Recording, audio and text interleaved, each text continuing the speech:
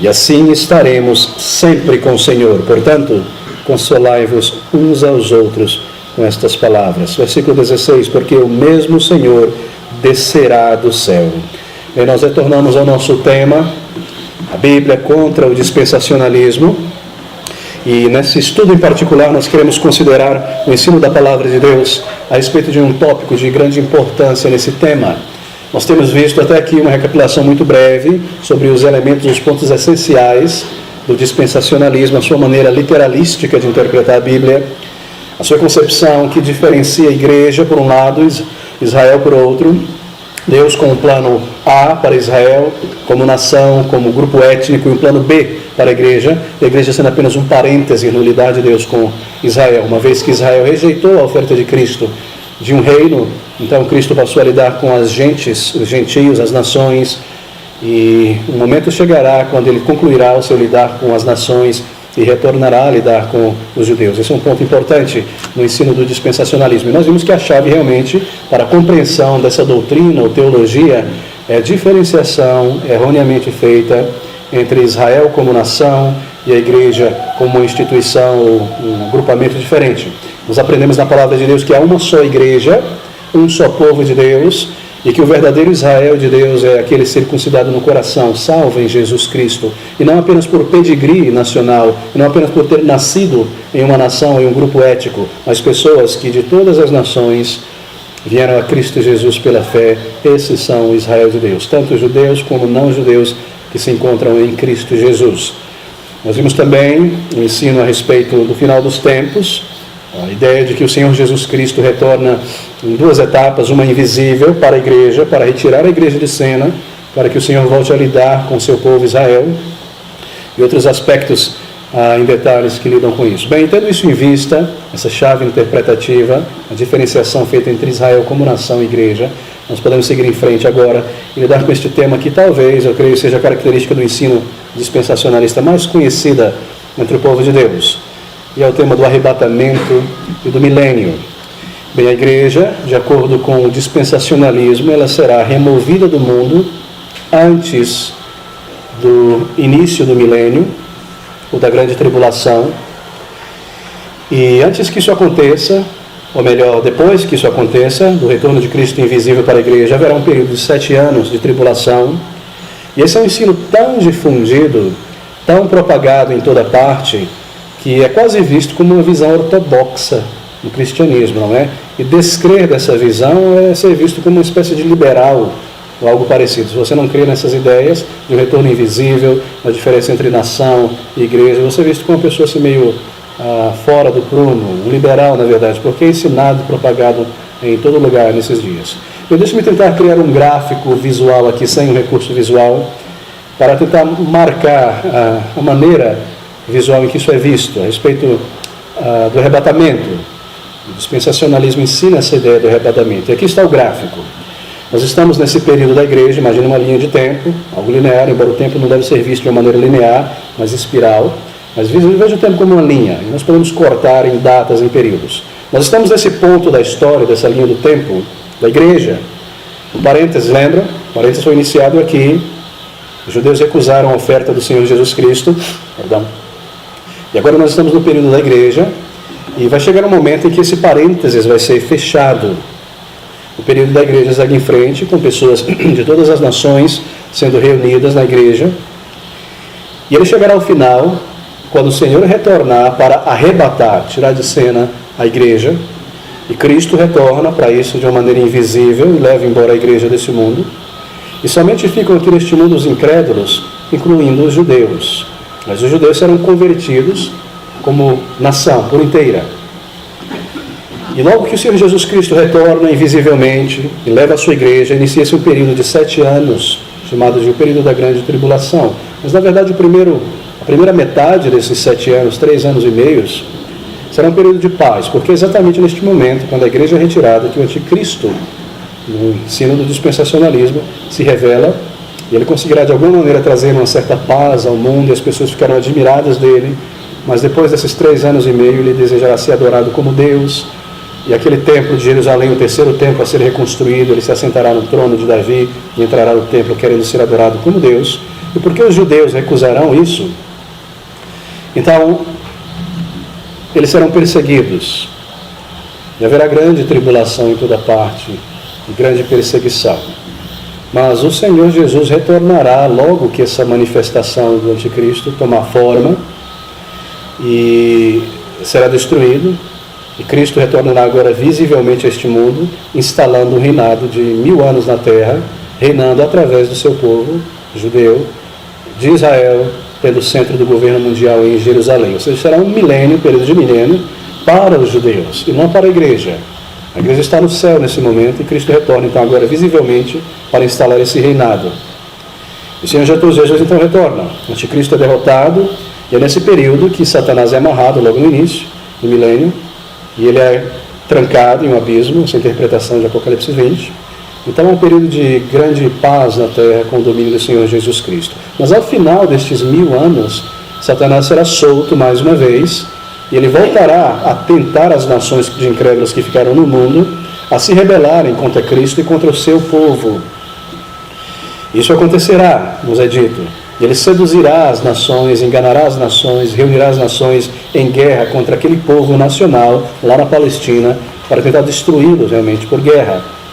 Mas ele será derrotado, ele será destruído, e aí começa-se uma segunda etapa nessa descrição. Nós temos o julgamento final, Satanás lançado no lago de fogo, enxofre, a besta e todas essas coisas que nós estamos bem habituados a ouvir a respeito dessa ordem cronológica e desse gráfico do dispensacionalismo. E o início da era eterna, um novo céu e uma nova terra. Bem, queridos, nesse esquema, nós estamos falando sobre o arrebatamento, mas dentro desse esquema, o arrebatamento da igreja ele acontece antes do início desses 7 anos, que nós chamamos, ou que é chamado, na verdade, pelos dispensacionalistas, de um período de tribulação. Agora, atente comigo. Esse é um ensino que somente aparece aí no meio cristão por volta de 1830. Essa doutrina nunca foi ensinada sobre o arrebatamento invisível da igreja, nunca foi conhecida, você não encontra escritos em nenhum autor a respeito de tal ensino antes de 1830. Mas será que os dispensacionalistas têm textos bíblicos para ensinar esse arrebatamento invisível da igreja, uma vinda invisível de Cristo, levando a igreja, arrebatando ela e depois voltando visivelmente? É um ensino recente, você não ouve a respeito disso antes de 1830, você não lê nada a respeito. De repente vem John Nelson Darby, que desenvolve essa ideia, que inventa essa ideia e começa a criar esse sistema em torno disso aí. Agora nós nos perguntamos, será que há algum texto bíblico, alguma base textual da Escritura para dar base a isso? E a resposta direta é não. Não há um texto bíblico na Palavra de Deus que dê base para o ensino de um arrebatamento da igreja invisível, então o segundo retorno do Senhor Jesus Cristo posteriormente invisível. Então por que eles ensinam essa doutrina de um retorno invisível do Senhor Jesus Cristo e de um arrebatamento da igreja? Bem, queridos, lembra-se da nossa chave para compreender o dispensacionalismo? Isso é necessário porque eles encaram a igreja e Israel de uma maneira diferente. Se a igreja e Israel são duas coisas distintas, e se o programa de Deus é, na verdade, lidar com Israel, esse é o plano A, que precisou ser criado um plano B, e se a igreja é esse plano B, um parênteses, então a igreja, de alguma maneira, tem que sair de cena, não é? Daí o arrebatamento, daí a igreja ser tirada invisivelmente, daí ter criado essa ideia que você não encontra absolutamente nenhum texto na Palavra de Deus. Você não vai achar um lugar na Bíblia dizendo que Cristo volta invisivelmente e a igreja sobe visivelmente. Esse é um ensino criado aqui fora da Bíblia, na mente de alguém, que tem que ir lá na Bíblia buscar certos textos para tentar dar base a isso. Então eles vão lá em Mateus 24 e ali acolá isso aqui, dando base para a minha ideia. Mas na verdade não há texto algum. Mas é necessário que isso esteja ali, de outra maneira o conjunto de ensino, a doutrina desmorona. Porque a igreja tem que ser tirada de cena, já que Deus está lidando com o seu povo classe A, que são os judeus nacionais, não é? Então ele precisa voltar a lidar. O relógio da profecia parou de bater lá atrás, e agora ele precisa voltar a bater, e aquelas profecias do Antigo Testamento, que se referem só sobre a nação, precisam ser cumpridas nesse período de 1000 anos. A igreja sai de cena, os gentios vão embora, e agora de novo lidando com os judeus. É exatamente por isso. Agora nós perguntamos, por que crer em um ensino que só apareceu em 1830? Por que crer em um ensino que não está baseado de uma maneira clara e sólida em textos das Escrituras? mas ao invés é o resultado de uma compreensão errada sobre a igreja. Bem, para você crer, você aceitar e abraçar um arrebatamento invisível da igreja, você precisa crer que Israel e a igreja são duas coisas distintas. Nós já vimos que em um certo sentido se nós lidamos com Israel apenas como país, como nação, e a igreja como apenas os crentes, então Deus tem dois planos, realmente, para esses dois grupos. Israel sendo o berço para a vinda do Messias e a igreja. A igreja, na verdade, vindo desde sempre, na inauguração ali em Pentecostes. Mas se você encara Israel apenas, o termo Israel como a constituição de toda a igreja, seja Antigo e Novo Testamento, então Deus não pode ter dois planos para a igreja, mas um plano só. Apenas um propósito só. E aí não faz sentido Cristo vir invisivelmente e depois vir visivelmente, mas que ele virá uma só vez para a igreja toda, no final dos tempos. Então este é o ponto central. Bem, que tipo de textos na Escritura eles desesperadamente agarram para tentar justificar uma vinda invisível do Senhor Jesus Cristo? Eu vou lhe dar apenas um. 1 Tessalonicenses capítulo 4, nossa leitura, versículo 14, nós lemos isto. Porque se cremos que Jesus morreu e ressuscitou, assim também, aos que em Jesus dormem, Deus os tornará a trazer com ele. Aqui está um ponto muito interessante. O ensino da palavra de Deus é que ele vem para os salvos e que ele vem com os salvos. Nós vemos isso em textos como esse aqui, então versículo de número 17. Mas o dispensacionalista pega essa ideia e diz o seguinte: ele vem para os salvos invisivelmente e depois ele vem com os salvos visivelmente. Essa é a maneira de interpretar o texto. Mas obviamente o texto está dizendo, essas escrituras dizem que Cristo vem para os salvos que estão aqui na terra e vem juntamente com os salvos que já estão no céu. Então ele desce com o povo de Deus, que já está lá com ele, vindo para aqueles que estão aqui, porque é uma igreja só, desse lado do céu e do outro lado do céu. Então os textos usados são textos semelhantes a estes.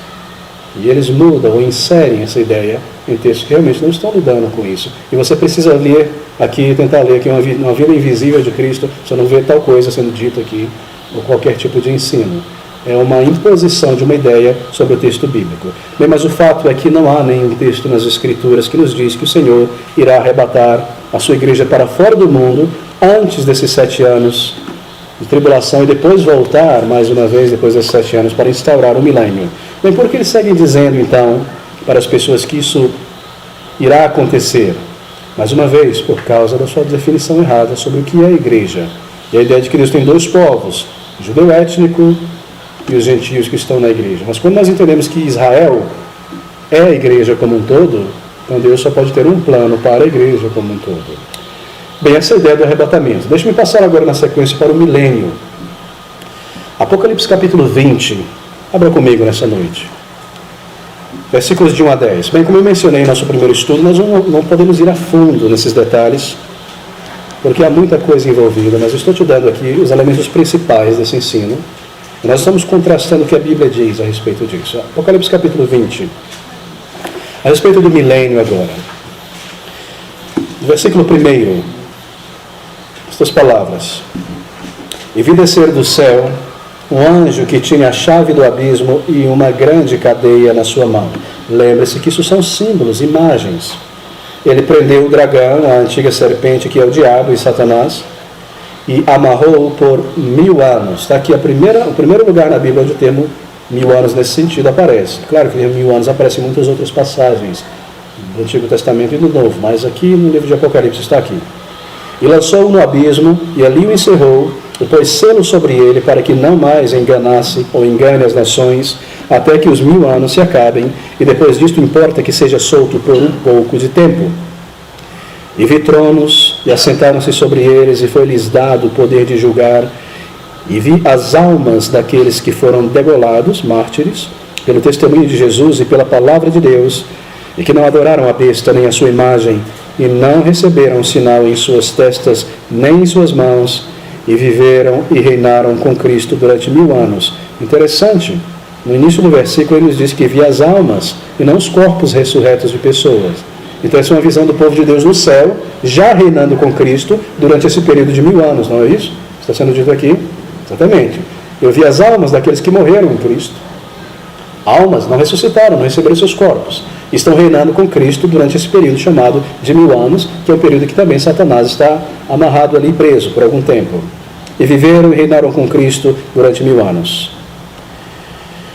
Mas os outros mortos não reviveram até que os 1000 anos se acabaram. Esta é a primeira ressurreição. Agora eu vou lhe dar uma chave interpretativa aqui. Está vendo essa pequena frase, esta é a primeira ressurreição?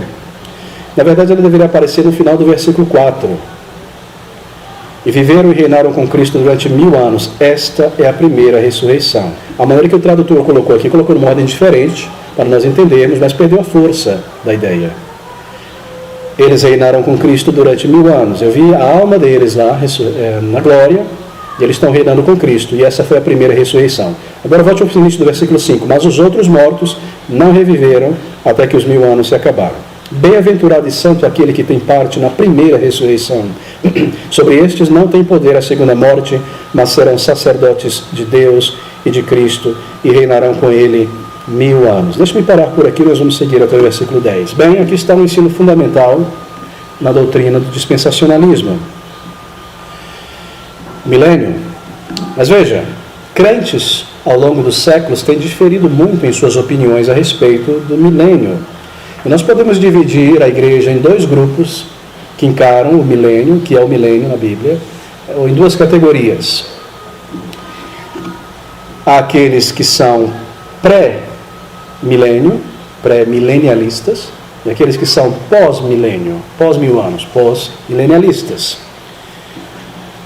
Cristo voltará a esse mundo antes do milênio para inaugurá-lo.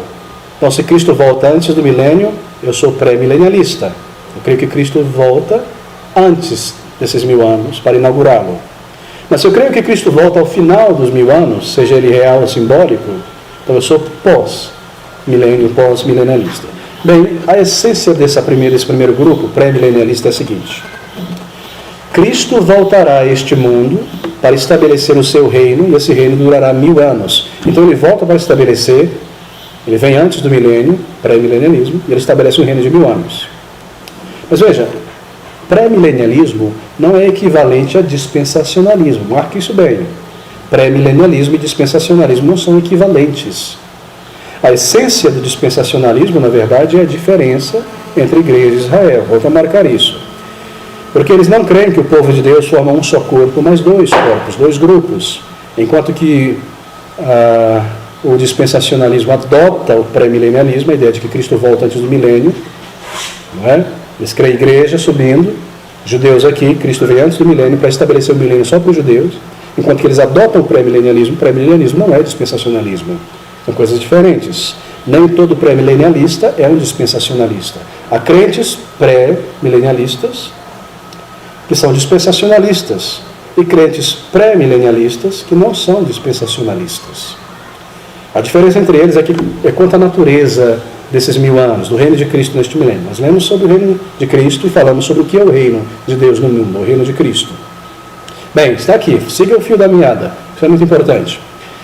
Enquanto os pré-milenialistas não são todos dispensacionalistas, os pré-milenialistas dizem que Cristo estabelecerá um reino de 1000 anos aqui na terra e reinará com a sua igreja.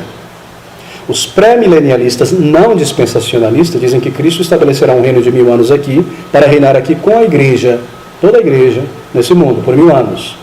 Mas os pré-milenialistas dispensacionalistas dizem que Cristo estabelecerá um reino neste mundo para reinar só com os judeus, povo A. Você percebe a diferença? Então, nem todo pré-milenialista crê que Cristo vem antes do milênio é um dispensacionalista, não. A diferença entre dispensacionalista pré-milenialista e pré-milenialista não dispensacionalista é a maneira como eles encaram esse reino de Cristo aqui no mundo. Enquanto os pré-milenialistas, que não são dispensacionalistas, creem que Cristo vem para 1000 anos reinar com sua igreja, aqueles que são dispensacionalistas creem que Cristo vem a este mundo para 1000 anos, reinando com os judeus somente. Marcou isso? Muito importante. Muito bem. O dispensacionalismo diz que o reino será somente, então, para os judeus. Daí a necessidade de voltar a lidar com os judeus. Fecha-se o parênteses, a igreja sobe e Cristo volta a lidar com eles. Bem, é verdade que muitos crentes, não todos, não grande maioria, mas muitos crentes nos primeiros séculos, não sei se no primeiro não, mas nos primeiros séculos eram pré-milenialistas. Mas eles não eram dispensacionalistas. Então a afirmação de muito dispensacionalista, que o dispensacionalismo vem de séculos e séculos e séculos, é uma falácia. Surgiu em 1830 em diante. Havia sim pré-milenialistas no passado, crentes que criam que Cristo ia vir e estabelecer o milênio, por isso Cristo vem antes do milênio, mas eles não criam nada de que o dispensacionalismo cria, duas vindas de Cristo, retorno invisível, coisas do tipo. Eles não eram dispensacionalistas. Bem, marque isso então. Porque a compreensão dispensacionalista sobre a igreja não é bíblica, como nós vimos, não tem base bíblica alguma. Então, não faz sentido um reino de Cristo na terra com os judeus. Então, nós podemos descartar a visão pré-milenialista dispensacionalista. O que nos resta é o pós-milenialismo. Quem são esses pós-milenialistas? São pessoas crentes em Jesus Cristo, muitos, a maioria no meio reformado, a maneira que a igreja tem visto isso, creem que o Senhor Jesus Cristo voltará ao final desses 1000 anos mencionados em Apocalipse capítulo 20. Eu ainda não mencionei o que são esses 1000 anos. Estou apenas marcando Cristo depois ou Cristo antes para definir o que é pré- e pós-milenialista. Mas os pós-milenialistas creem que ao final desse milênio, seja simbólico ou seja literal, Cristo volta. Daí pós. O Senhor Jesus Cristo volta no final e a maior parte da igreja crê dessa maneira. Qual a diferença então nesse sentido? No campo dos pós, aqueles que são pós-milenialistas.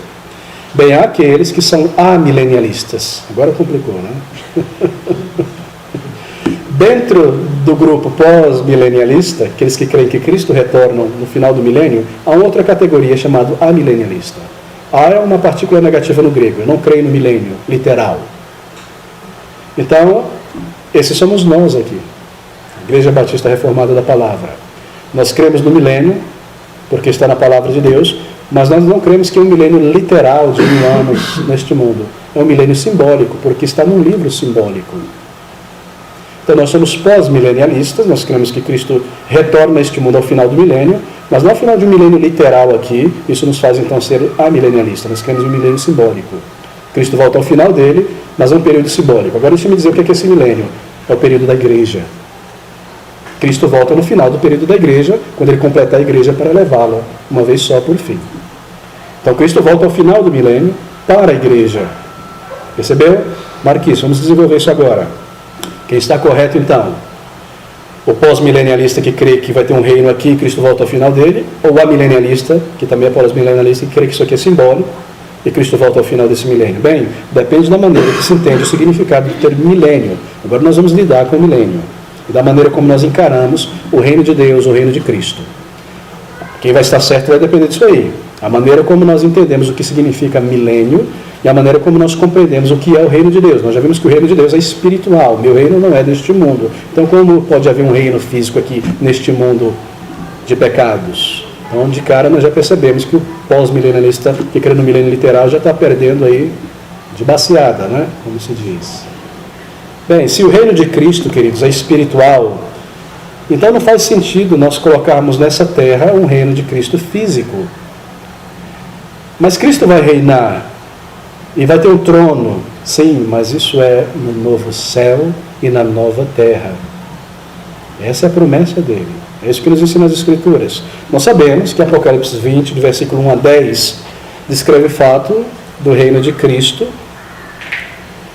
E uma vez mais, nos é dito que Cristo já reina, que lhe foi dado um reino e que lhe foi dado todo o poder em sua ascensão.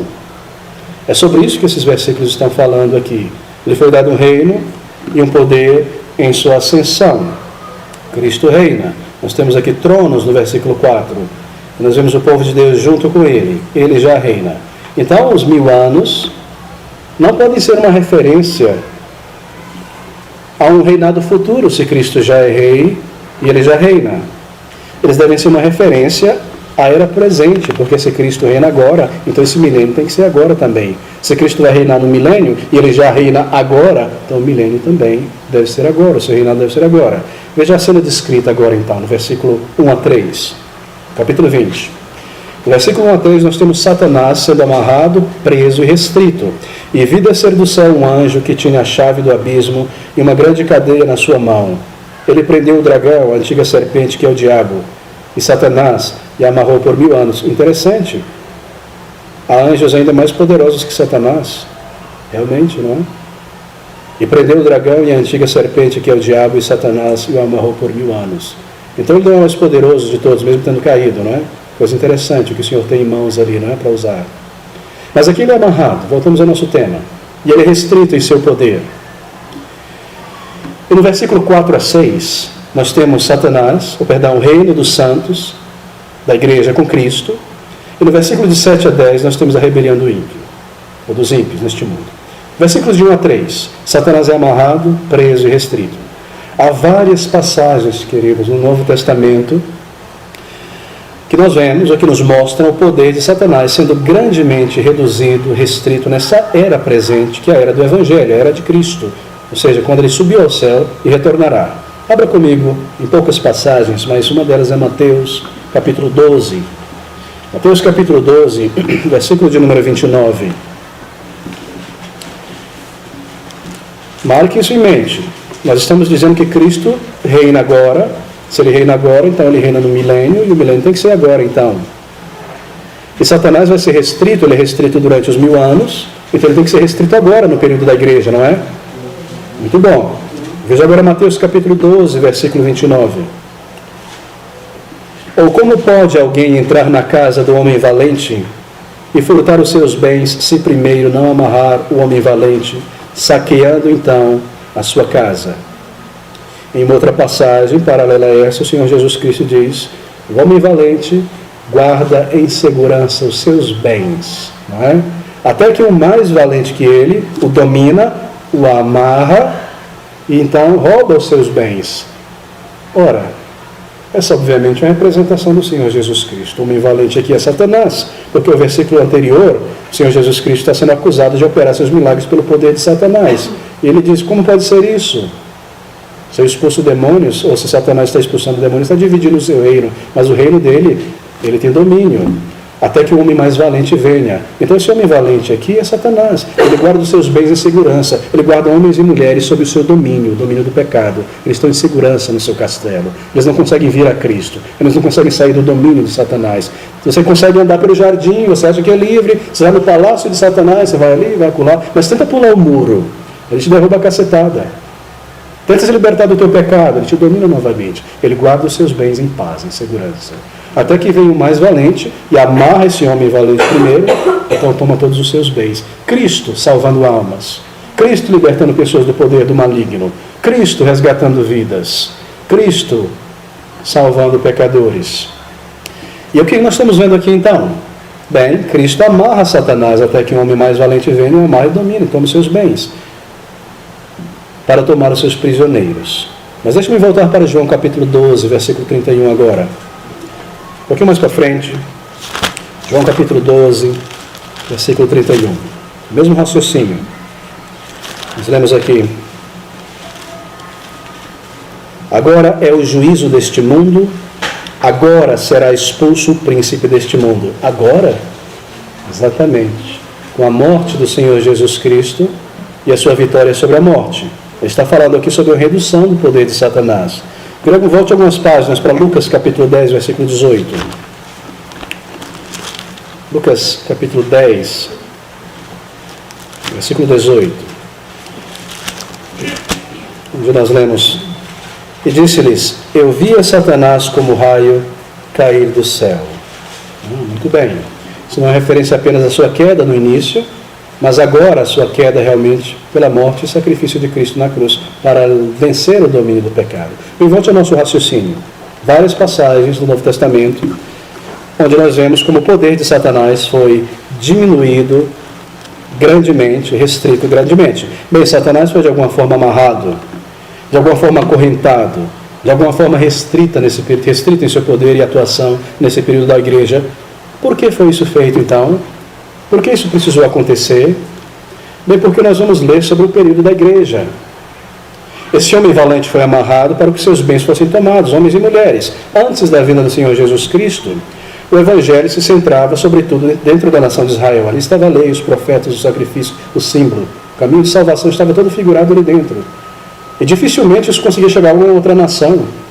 Mas agora Satanás é reduzido em seu poder para não impedir que o Evangelho vá a toda parte.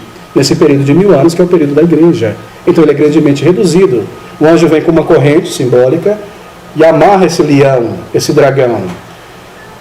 Bom, isso não quer dizer que ele está com a boca e os olhos tapados, completamente impotente. Não, ele é como um cão que tem uma corrente, mas ele só vai até certo ponto. Ele não vai impedir que o evangelho chegue lá nos Yanomamis, lá na Conchinchina. O evangelho irá por toda parte. Assim o seu poder foi grandemente restrito. Linguagem simbólica, ele não foi destruído, ele não foi lançado no lago ainda, mas ele foi grandemente restrito para que o evangelho chegasse em toda parte. Deixa eu mostrar um outro benefício da ressurreição de Cristo e da redução do poder de Satanás.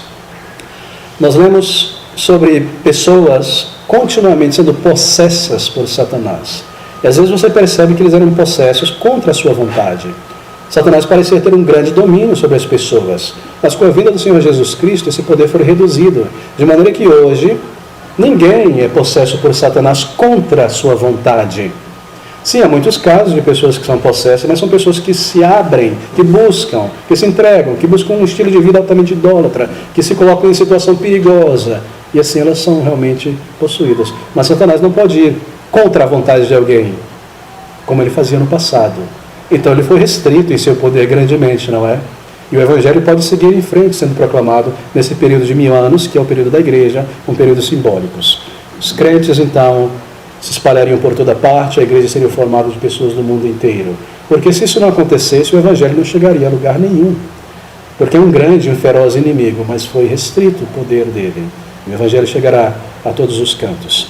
Versículo 4 a 6, o que nós temos aqui? Apocalipse 20 ainda. Nós temos agora o reino dos santos.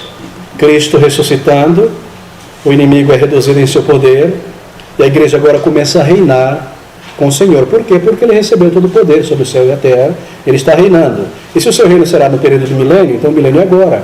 E os santos, a igreja está reinando com ele também. Versículos de 4 a 6, nós lemos: E vi tronos, e assentaram-se sobre eles, e foi-lhes dado o poder de julgar. E vi as almas daqueles que foram degolados, eles estão no céu, pelo testemunho de Jesus e pela palavra de Deus, e que não adoraram a besta nem a sua imagem, e não receberam sinal em suas testas, nem em suas mãos, e viveram e reinaram com Cristo durante 1000 anos. Só durante 1000 anos? Para sempre, obviamente. Mas esse período de 1000 anos é o período da igreja, eles estão com Cristo.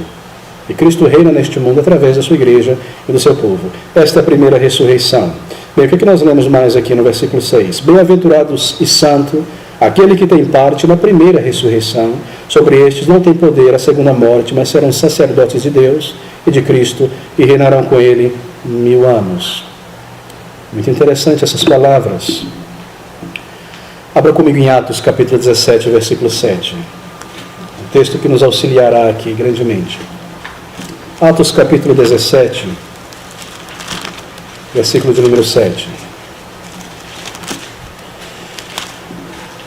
Os quais, você lembra desse texto? Nós lemos ele recentemente, sobre o reino de Cristo. Jason recolheu, todos estes procedem contra os decretos de César, dizendo que há outro rei, Jesus. Cristo já reina. Esse é o ensino da igreja, esse é o ensino dos apóstolos. Apocalipse capítulo 1, versículo 5. Nós vamos voltar para o capítulo 20 em um minuto. Apocalipse capítulo 1, versículo de número 5. Que você lê aí. Da parte de Jesus Cristo, que é a fiel testemunha, o primogênito dentre os mortos e o príncipe dos reis da terra, aquele que nos amou e em seu sangue nos lavou dos nossos pecados. O príncipe dos reis da terra. Nós vemos os tronos lá no capítulo 20, não é? O Senhor reinando. Muito bom, os crentes reinam com Cristo na era presente. Efésios capítulo 2, versículo 8, mais um último texto, para nós voltarmos para o capítulo 20. Efésios capítulo 2, vamos para marcar esse ensino. Versículo 20, versículo 8, perdão, porque pela graça sois salvos por meio da fé, e isto não vem de vós, é dom de Deus. Deixa-me juntar a figura aí, que parece estar confusa agora. Nos é dito que aqueles que reinam com Cristo têm parte na primeira ressurreição, não é isso? Lá em Apocalipse capítulo 20, é lá que nós estamos centrados. Nós fugimos um pouco para texto para constituir a figura. Vamos amarrar a figura junto agora. Nos é dito aqui que aqueles que reinam com Cristo têm parte na primeira ressurreição. O que é então essa primeira ressurreição? Essa é a grande pergunta, não é? Nós queremos entender isso aqui. Bem, queridos, é aquilo que Paulo fala aos Efésios: salvos pela graça de Deus. A primeira ressurreição é a regeneração. A primeira ressurreição é uma ressurreição espiritual, então. A primeira ressurreição é morrer para este mundo e ressuscitar com Cristo. Será que é uma primeira ressurreição? Sim, há. Mas se há uma primeira ressurreição, é porque houve primeiro uma primeira morte. Bem-aventurado aquele que tem parte na primeira ressurreição, porque reinarão com Cristo por 1000 anos. Segura esse ponto. O que é a primeira ressurreição? É uma ressurreição espiritual. O que é a primeira morte? É uma morte espiritual. Nós morremos com Cristo na conversão, na salvação, e nós ressuscitamos com Ele, espiritualmente. Essa é a primeira ressurreição. Então agora nós vamos reinar com Ele. Nós estamos nele, Ele reina hoje, nós reinamos com Cristo. Você pegou a ideia? Deixa eu trazer de um outro ângulo agora. O que é a morte espiritual? Bem, Romanos capítulo 5, versículo 12, nos diz que, portanto, como por um homem entrou o pecado no mundo e pelo pecado a morte, assim também a morte passou a todos os homens, por isso que todos pecaram, isto é, todos morreram. Se há uma primeira ressurreição, houve primeiro a morte. Essa é a morte mencionada aqui. Nós morremos em Adão. Aquele que vem a Cristo é ressurreto com Cristo. Essa é a primeira ressurreição. É uma ressurreição espiritual. Colossenses 2,13 corrobora com esse texto, onde Paulo nos diz: e quando vós estáveis mortos nos pecados e na incircuncisão da vossa carne, vos vivificou juntamente com ele, perdoando-vos as vossas ofensas. Vivificou e ressuscitou. Nós morremos em Adão, o crente é ressuscitado, vivificado em Cristo. Essa é a primeira ressurreição. Então a primeira ressurreição deve também ser espiritual. A primeira ressurreição então é a regeneração. João capítulo 5, versículo 24. Ouça aqui: na verdade eu vos digo que quem ouve a minha palavra e crê naquele que me enviou tem a vida eterna, não entrará em condenação, mas já passou da morte para a vida, já ressuscitou espiritualmente. A primeira ressurreição é espiritual, a primeira morte também é com Adão, salvos, ressurretos espiritualmente em Cristo. Então o que é a segunda ressurreição? É a ressurreição física, um novo corpo. Bem-aventurado quem tem parte na primeira ressurreição, porque não vai provar a morte espiritual, o julgamento. É bastante clara a palavra de Deus, não é? De que maneira a primeira ressurreição acontece? Volta para o Apocalipse capítulo 20. Está aqui? A primeira ressurreição aqui tem que ser salvação. Veja o versículo 4 a 6. Apocalipse capítulo 20, estou aqui para vocês ainda. E vi tronos, e assentaram-se sobre eles, e foi-lhes dado o poder de julgar, e vi as almas daqueles que foram degolados. As almas. Eles não receberam os novos corpos, a segunda ressurreição, que é a ressurreição física. Daqueles que foram degolados pelo testemunho de Jesus. Essa é toda a igreja, e pela palavra de Deus, e que não adoraram a besta, nem a sua imagem, nem receberam um sinal em suas testas, nem em suas mãos, e reinaram com Cristo durante 1000 anos, durante o período da igreja. Veja a sentença final do versículo 5. Esta é a primeira ressurreição.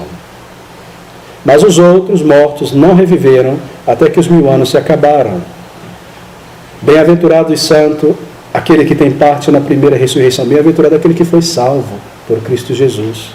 Porque sobre estes não tem poder a segunda morte, a condenação eterna no julgamento. A primeira morte é física, não é? Quando nós passamos para a eternidade. Espiritualmente na queda, obviamente. A morte física é apenas a consequência da morte espiritual lá no início. Mas serão sacerdotes de Deus e de Cristo e reinarão com Ele 1000 anos. Bem, está aqui. A primeira ressurreição de Apocalipse 20 é salvação. E o crente, ele está ressuscitado, é ressurreto em Cristo. E assim, porque ele ressuscitou em Cristo, isso não acontecerá na inauguração do reino de 1000 anos na terra. Somente crentes em Jesus Cristo tomam parte na primeira ressurreição.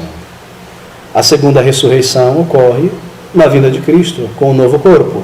Novos corpos ressurretos para os crentes que vêm a Cristo, novos corpos transformados para aqueles que estiverem vivos. Aqueles que estiveram vivos não receberão corpos ressurretos, mas transformados, porque eles não morreram. Todos aqueles que não estiverem em Cristo também ressuscitarão, mas para a condenação. Bem, veja agora João capítulo 5, versículo 25 a 29. Nós vamos lidar com essa primeira e segunda ressurreição. João capítulo 5, versículo 25 a 29. Em verdade vos digo que vem a hora, e agora é, em que os mortos ouvirão a voz do Filho de Deus, e os que a ouvirem viverão. Porque como o Pai tem a vida eterna em si mesmo, a vida em si mesmo, assim deu também ao Filho a vida em si mesmo. E deu-lhe o poder de exercer juízo, porque é o Filho do homem. Agora veja o versículo seguinte. Não vos maravilheis disto, não fique pasmado, não se maravilhe, porque vem a hora em que todos os que estão nos sepulcros ouvirão a sua voz. Essa é uma ressurreição geral, todos os que morreram. E os que fizeram bem sairão para a ressurreição da vida, e os que fizeram mal para a ressurreição da condenação. Mas, pastor, se só há uma ressurreição, uma só volta de Cristo, um julgamento geral, por que a Bíblia fala tanto em segunda ressurreição? Primeira ressurreição, está bem aqui. Não vos maravilheis, porque vem a hora em que todos os que estão no sepulcro ouvirão a sua voz. O Senhor Jesus Cristo retorna uma vez no final, com alarido, som de trombeta, e Ele comandará todas as pessoas a ressuscitarem, salvos e não salvos, subirão com novos corpos, uns para a vida e outros para a morte. Todos os que estão no sepulcro ouvirão a sua voz, todos, e os que fizeram bem sairão para a ressurreição da vida, e os que fizeram mal para a ressurreição da condenação. Ah, pastor, são duas ressurreições. Realmente, as duas em uma. Todos são ressurretos, um em direção à condenação, outro em direção à vida eterna. Pense sobre o Y, lembra da ilustração, cabo da sua baladeira. Uma ressurreição para o julgamento, a mesma ressurreição, outros para a condenação. Então a Bíblia fala sobre uma ressurreição.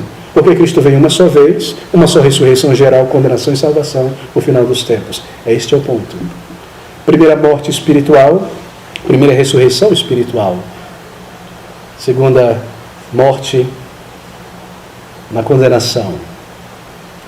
Perceberam o link? Eu vejo alguns olhos confusos ainda. Parece um pouco complicado, mas eu vou voltar a esse ponto ainda no final desse estudo.